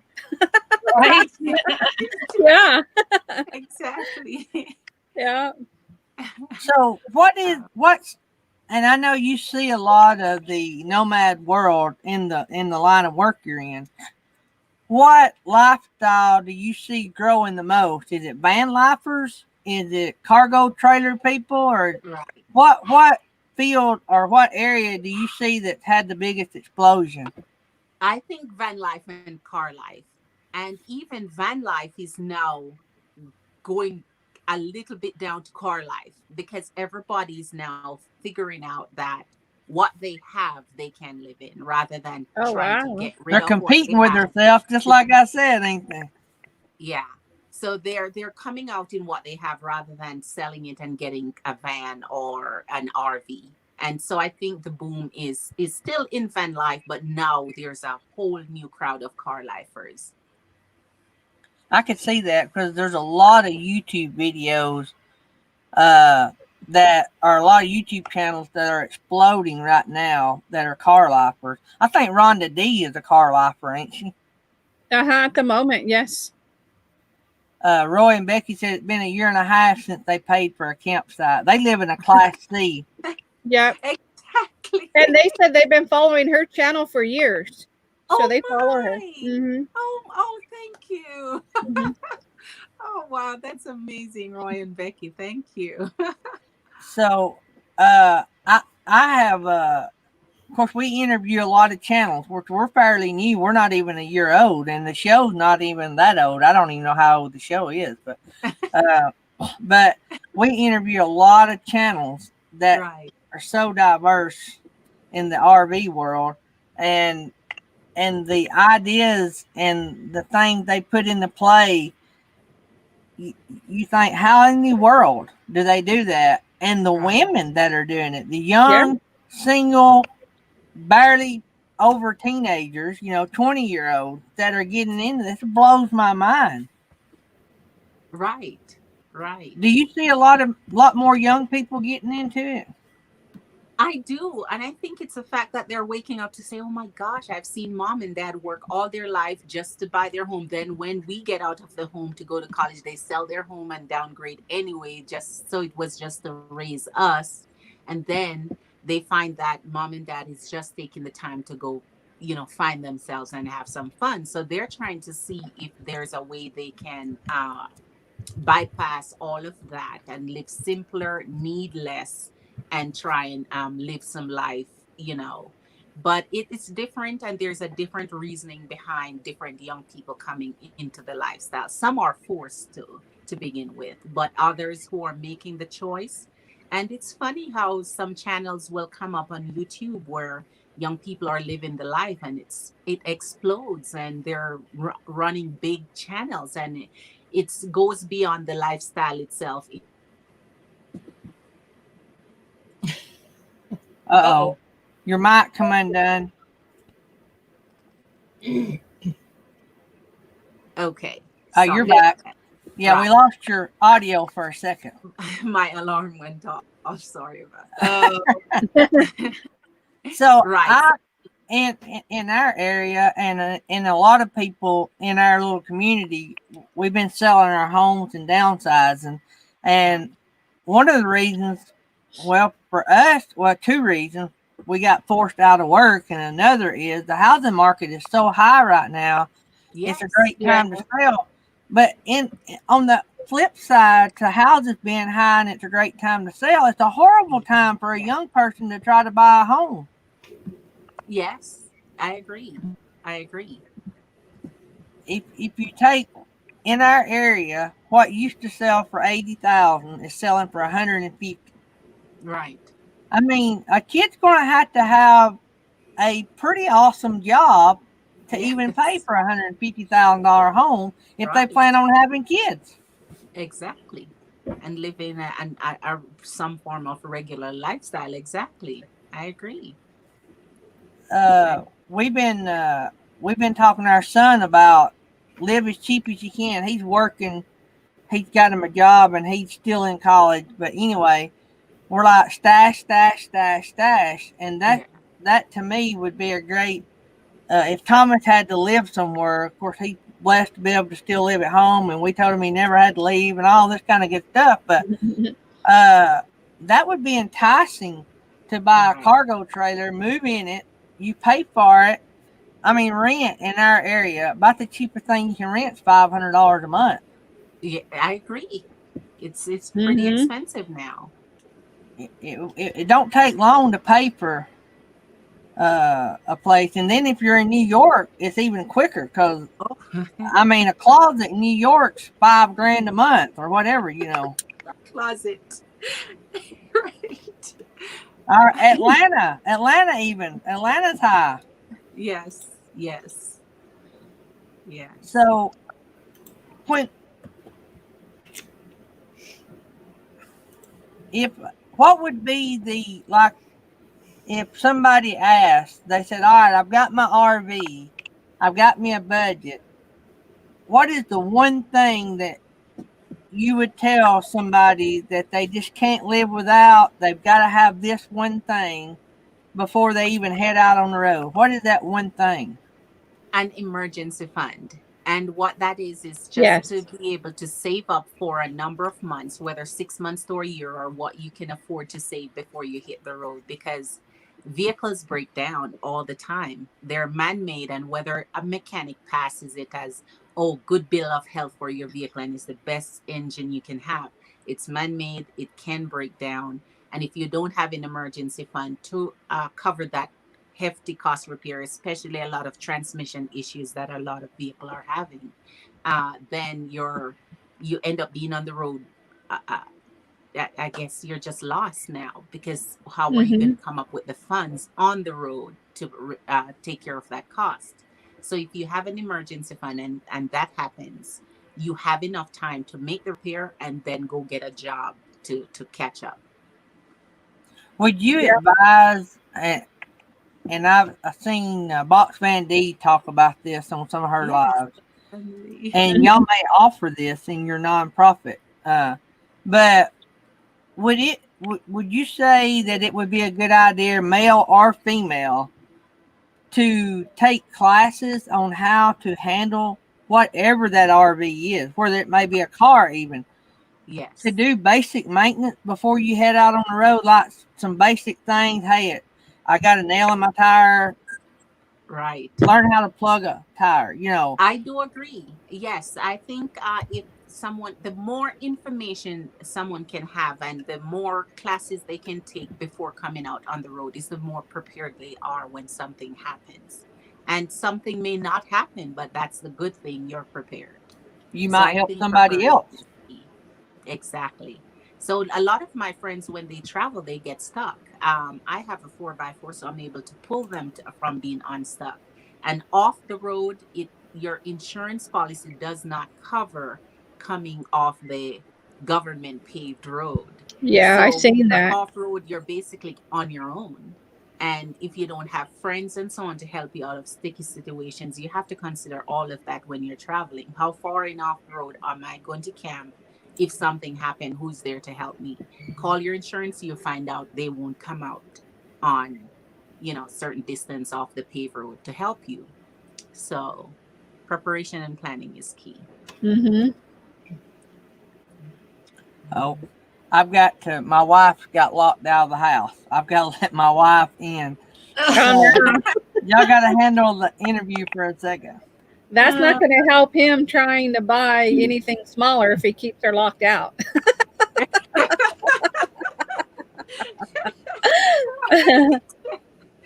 We definitely agree with the emergency fund because we've seen so many, just watching YouTube where people ran out of their emergency fund because of a repair they had to do, and then they have to try to figure out how to replenish it.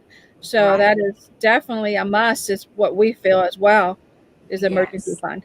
Yes, Nadia. Or people that don't have an emergency fund and then something terrible happens and then they're like, what do we do? Yeah. Exactly. Exactly. Right. What do we do then? Right.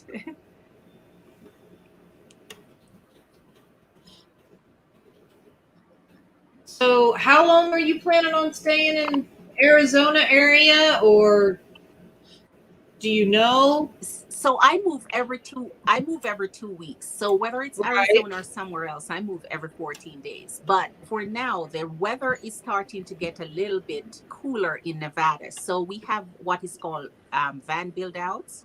So where the nonprofit builds out vehicle for a nomad who needs it. And so we're heading to Nevada next by the end of this month to the beginning of October to get that event done.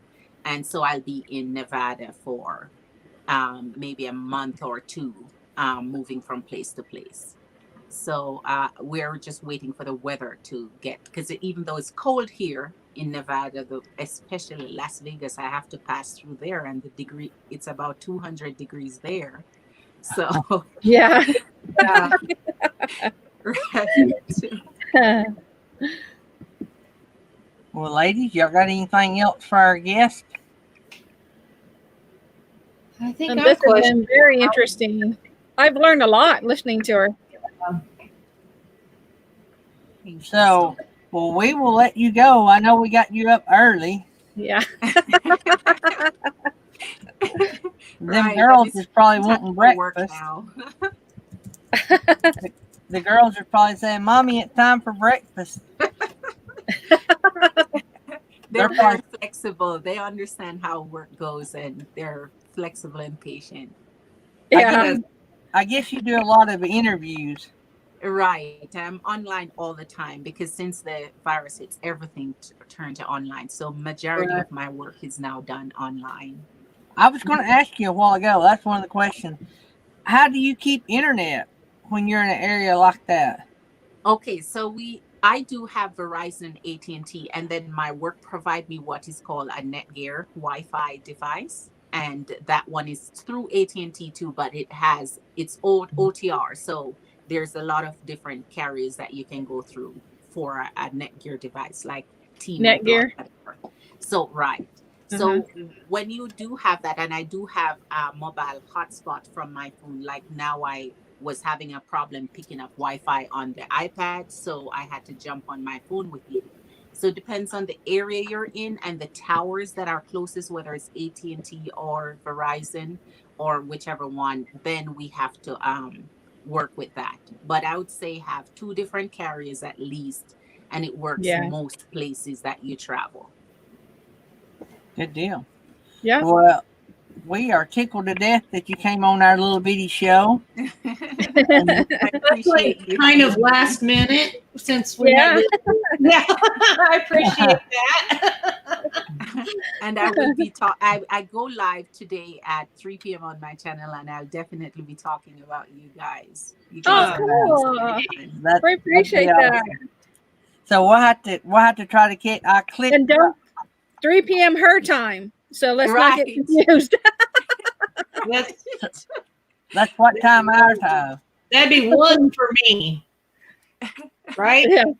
No, so we're later. 4, 5, That'd be 6. Four yeah, for we're later. 6 your 5 time. for me. Y'all just text me and remind me. Okay. We keep them straight. Right. Well, thanks for being on our little show. You made our day. We appreciate you coming on and telling us about your story, and Maybe Yeah. we will see you some more down the road. Might run into you one day. Exactly. I Yes, that's appreciate awesome. you having me. Thank you guys. Well, so you very go spoil them babies. much. Right. Okay. Thank Bye-bye. you. Thanks. Bye. Bye. Thank you. Man, that was awesome. I'm glad we Yeah. got it to work out. Yeah. Uh-huh. And that was really good. That's really inspiring for especially solo women travelers, you know, Yeah. Right. where they can Yeah, the whole thing that got me was the single mom thing. I think that would be a little rough. I think, but and their she seems to babies, be you know, they're doing young. great. She's doing great with it. So Yeah. Thanks, Linda Barker, for the tip. I appreciate that. I hope I didn't miss any. Let me pull up my thing. Also, she's not in here, but Senior Sister is one of our new members from the other day on yesterday's show. I think it was. Mm-hmm. Yep, So, yesterday's show. yep. So Linda Barker gave us a $5 tip a while ago. Thank you. Senior Sister joined the channel, the membership yesterday. So thank you to that. I don't think she come in today, but I will have to thank her. So don't forget, guys, we got the podcast. If any of you missed any of this, you can go back and listen to the podcast or watch the replay. Either one. But if you're traveling down the road, you might want to do the podcast. And all of our social media links are on the About page. So, you'll like green tea, Roy. I have some mint green tea. I think it's what it's called. It's real good. I drink it occasionally. I put honey in it and drink it when my allergies get bad.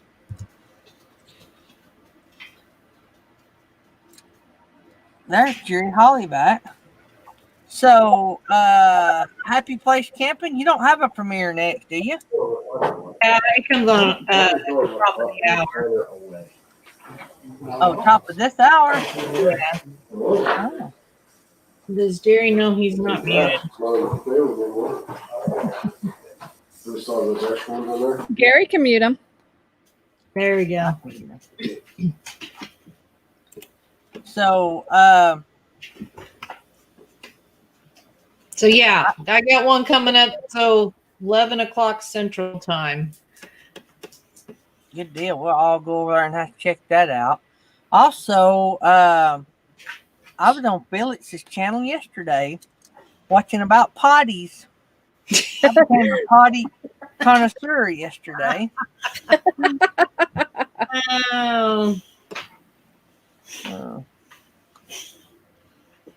Yeah, I was kidding Nettie yesterday about I was watching some potty mouth, and they didn't know what I was talking about. A little later on, Happy Place Camping checked her channel and seen I'd left some comments, and I was watching her potty videos. She was potty mouth. She was talking about a potty. Oh, wait. if Roy does not like tea, I don't know that he's gonna like green tea. What is that, Jerry? The new Fireball? Yeah. Man, that's a set of plans right there. Yeah. Well, that's the small set. You know what? That's just the bidding set. It's Man. gonna be nice though. See that? Oh yeah. Baby. Where's your office going to be, Jerry? Oh, right there. That looks like the Ah. bathroom.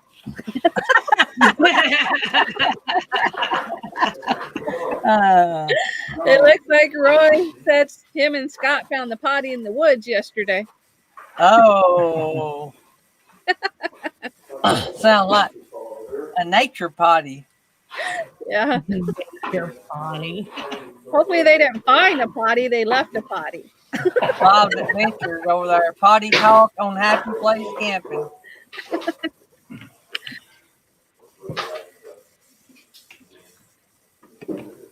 There's a lot of that going on Happy Place Camping. Yeah.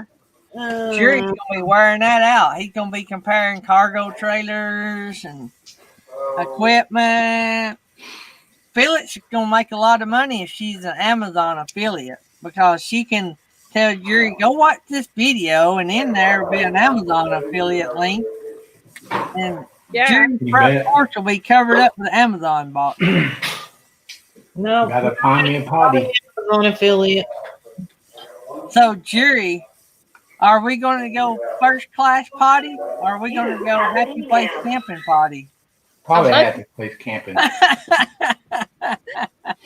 You I can get a think that's bucket first class. Do what? and a toilet seat on top of a bucket. The only thing I've seen about Felix's setup is it would be cool if it had a separator.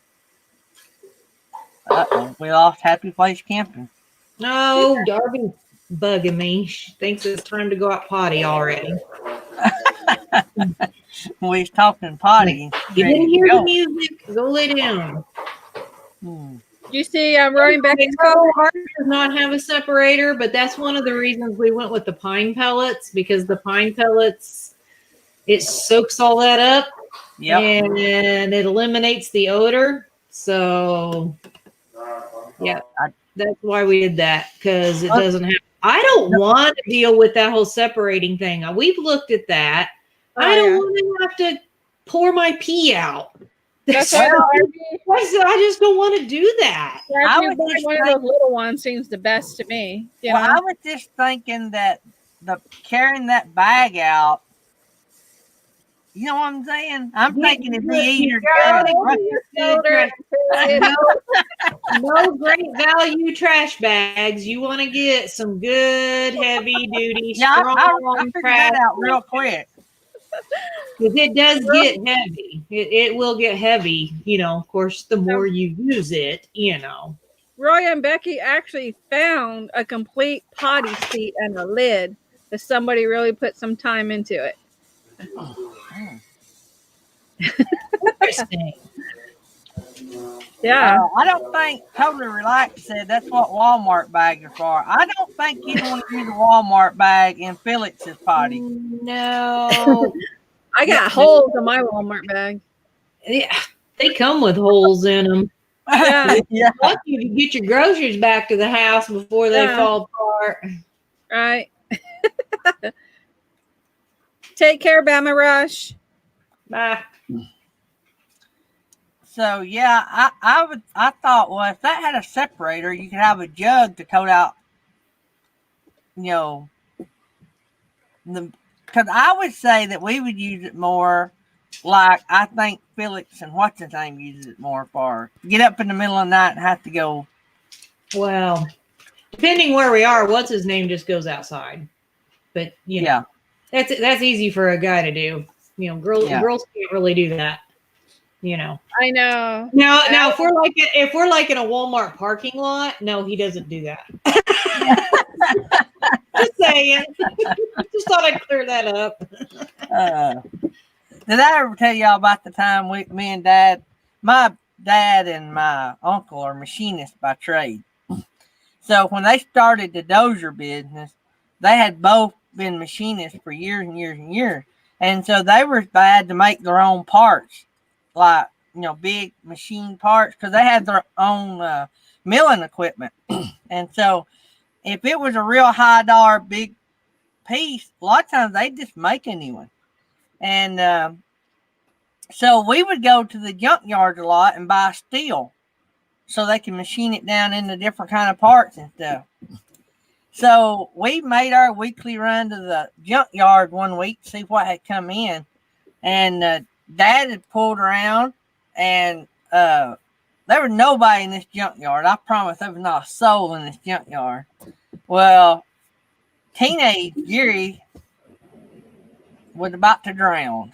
So teenage Gary opened the door and walked around behind the door and commenced to doing his business. And I looked around, and just like straight across from me, looking straight at me, was a guy sitting in the truck with two girls, and they're just horse laughing me. And I'm peeing right in front of them. They were not nowhere in sight when I commenced to do my business. You look I don't know if behind they you, but not in front of you. do what? You look behind you, but not in front of you. Undoubtedly not. But they thought it was quite hilarious. See, this is something like I had, which is perfect because it's got its own little bucket down there, and when it gets full, you just empty it. It's at the Walmart. Yeah. So We actually looked at those, but has it got a to separator? me, they're a little more, I don't want to say permanent, but, because they're a little heavier, you're not going to want to probably move it around a lot because of the chemicals and stuff. See, I just slide my little bucket wherever to get it out of my way. You know what I mean? Yeah. So we didn't really have a place for that, because I would want something like that to have its actual own place to sit in the camper. So but we did look at those because they're pretty cheap, really. Yeah, they're not bad. And I actually had that in the bottom of a closet because when I was in the big truck, 18-wheeler truck cab, we had a closet and it fit perfect in there. And then all we did was move it out, of course. We weren't like Gary in a closet using it. We moved it out of the closet. We used it. and it's separate as far as the top comes off, and then you just have the holding tank, and that's what you go and dump, once it's time to dump. So now, did I understand that right? Like people that use composting toilets, like what you use, Billy, you just garbage bag it, put it in a dumpster. Is that the way I understood that? Yeah. So, but what Nettie's doing, you'd have to pour down a sewer drain, right? Well, yeah. Yeah. Because there's like chemicals and stuff in those there's little chemicals, and a lot of the rest areas have those. When you're leaving a rest area, they have a little dump. Not a lot, but a few of them do.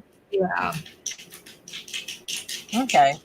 I'm just weighing out all the options in case we ever build something or do anything or swap over to anything or anything just in Well, I've heard of people with the cassette toilets that'll go ahead and just dump them down the toilet in a rest area. They'll just pour it into the toilet because it all kind of goes to the same place. Yeah, it goes in the same place. So, Yeah. Some of those cassette toilets that actually have little wheels and handles on them, so you can just pop it out and roll it to the where you need to dump it. I think that's kind of handy. Those might be a little more expensive ones, but I think that's kind of handy. I think, the composting sounds really cool, but I can't think of how to when you're supposed to keep it closed, or you can urinate and then open it to do your other. And I'm like, I think I would get all confused and get it all mixed up. I didn't want that. It's just too much trouble. I didn't want to do all that. I don't want to have to ease up on the toilet so that I get in the right spot. Because what if you do that and then you're still not done and you don't know and then you get it all mixed up, and I'm like, oh, this is a good conversation. Well, you're this right. conversation went to the crapper. And the older you get, the weaker your bladder tends to be, especially for ladies, and if they've had children, that tends to, be something that goes. So, sometimes when you're doing one, you do end up doing both. You end up doing both, exactly. Right. So how does that work? That's a good question. Who knows? Somebody's got to know the answer to that. Only on the RV channel we can hear that. Yep. Mm-hmm.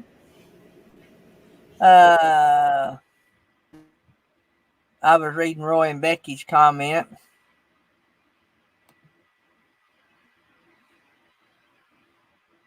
Yeah, Roy and Becky was talking about the looks you get rolling that cassette through. Yeah, I imagine if somebody was, had enough nerve, they might be like, you can't do that, without really knowing,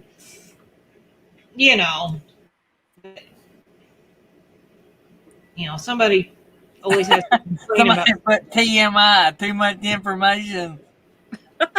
Well, too late. You already got the information. Oh, my dumpsters. Trooper Duo come in.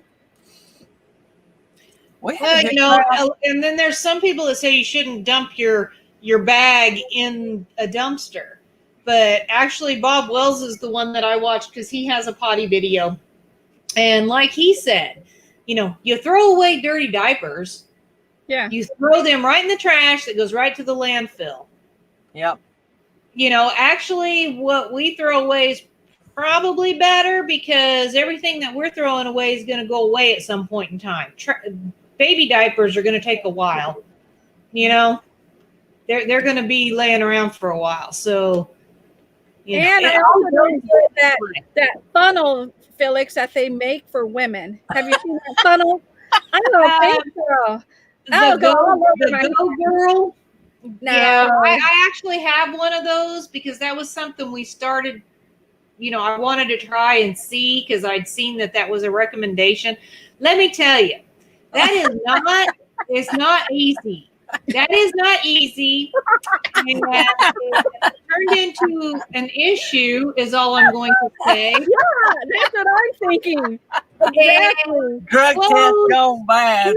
Clothes ended up wrapped up in a Walmart sack. That's all I'm going to say. You put two and two together. So I still have the Go Girl, but I have not used it since the incident, we'll call it. I don't think you could sell it because it's kind of used.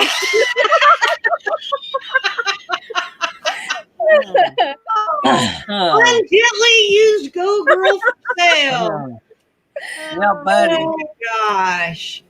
Yeah, buddy. Oh man, character. Talk about having some character. It'd have some character, wouldn't it? Well, I hope your podcast people enjoyed that. The video on that is priceless. Any of them have ever used one, they're going to sit there and say, oh, yeah, she's not kidding, because it is not easy. And I've watched some videos, and there's some, you got to do this.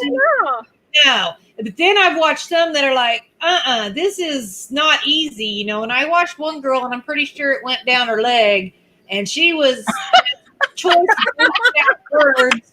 And I'm like, yes, exactly. Yeah. And you can't like squat and do it because it's like, what if you fall over and that thing is like stuck in the ground? They didn't say sit on it, Nettie. Wow. 2 minutes to the raid. I've been dropping the link. Yeah. We better get over there before we get to yakking and forget. Bob the Adventure said after that little he pooped after that little conversation. Yeah, this is turned into the PCast, not the podcast. The incident. Texas Family Camping said the incident. Yes. The incident. It was the incident. I don't remember seeing a video on that Texas Family Camping. No, there would not have been a video on that.